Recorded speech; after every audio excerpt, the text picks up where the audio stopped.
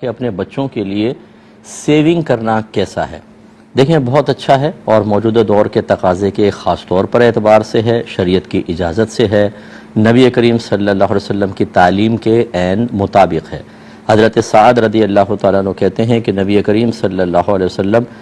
میرے پاس عیادت کے لیے تشریف لائے تو میں نے عرض کیا رسول اللہ میں یہ چاہتا ہوں کہ اپنا سارا مال اللہ کی راہ میں صدقہ کر دوں۔ سرکار نے فرمایا کہ نہیں۔ میں نے کہا آدھا کر دوں؟ فرمایا کہ یہ بھی زیادہ ہے۔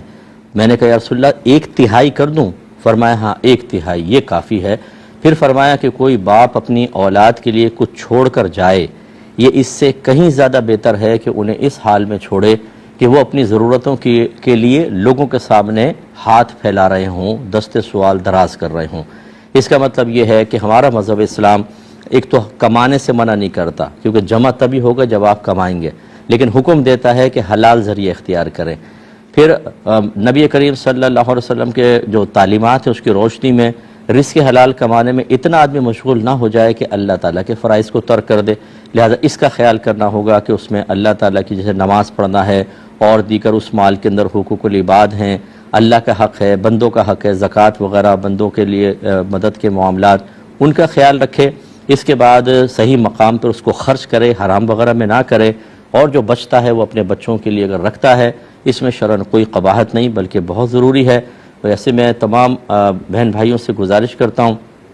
ہو سکتا ہے بعض اس سے برا بھی مان جائیں، کیونکہ بعض جب بھی کوئی شرعی حکم بیان ہوتا ہے تو بعض کے ذاتی مفادات پر انہیں ضرب لگتی محسوس ہوتی ہے تو وہ ناگوار محسوس کرتے ہیں، جبکہ میرا مشورہ تو شریعت کے مطابق ہوتا ہے۔ بعض بچے پیسہ کماتے ہیں، سارا کا سارا پیسہ والدین کے ہاتھ میں دے دیتے ہیں، بیوی بچوں کو کچھ نہیں دیتے، جیسے باہر کما رہے۔ اچھی بات ہے، سعادت کی بات ہے، ماں باپ کو اہمیت دیں، لیکن ہوتا یہ ہے کہ ماں باپ یہ بیلنس آؤٹ کر لیتے ہیں کہ وہی پیسہ اس کے بیوی بچوں پہ خرچ کرنے کے بجائے تمام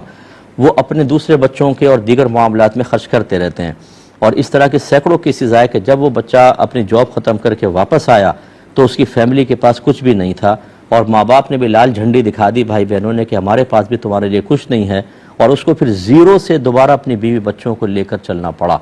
بلکہ یہ تک اس طرح کے کیسز آئیں کہ پیسہ بھیجا، مکان بنا لیا، لیکن ماں باپ نے اپنے نام بنایا، اور جب وہ واپس آیا تو اسی گھر سے اس کو بیوی بچوں سمیت نکال دیا، حالانکہ اس کے پیسے سے بنا تھا۔ ایک بھائی نے کہا میں نے بہنوں کی شادی کی، بھائیوں کی شادی کی، سب کی، لیکن آج میری بیوی بچے اس گھر سے باہر ہیں۔ تو اس قسم کے جب صورتحال ہو تو اس کا مطلب یہ ہے کہ آپ کو بیلنس قائم کرنا ہوگا، بیوی بچوں کے لیے الگ سیونگ کرتے رہیں، اپنے لیے کریں، اپنے ماں باپ اگر محتاج ہیں ان کو دیں، بھائی بہن محتاج ہیں بالکل دیں، محتاج ہیں تو اگر والدین خود مالدار ہیں، ان کی پینشن آتی ہے 80 ہزار، لاکھ پینشن آتی ہے جو ڈائریکٹ اکاؤنٹ میں چلی جاتی ہے، ایسے ماں باپ محتاج نہیں ہوتے، ان کی خدمت کی نیت سے اگر آپ کچھ دیں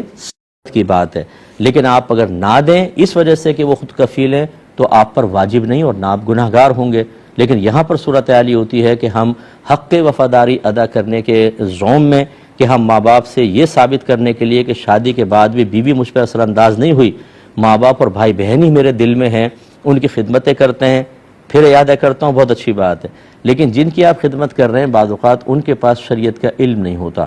وہ تمام معاملات کو خاندانی رسم و رواج، اپنی سوچ اور فکر اور دنیا کے ذہین لوگوں کے اقوال سے وہ تمام اپنے جو معاملات ہیں ان کو مزین کرتے ہیں، ان کی روشنی میں چل رہے ہوتے ہیں۔ جب شریعت پہ نہیں چلتے تو بعض اوقات پھر یہ آخر میں معاملات ہوتے ہیں کہ کلیشز پیدا ہوتے ہیں اور وہ خلاف شرع عمل کرتے ہوئے ایک بچے کو محروم کر دیتے ہیں۔ اس پر توجہ رکھیں، بیلنس قائم کریں، یہ آپ کے حق میں بہتر ہے، نہ کریں تو ہمیں تو کوئی مسئلہ نہیں ہے، سمجھانا ہمارا کام تھا۔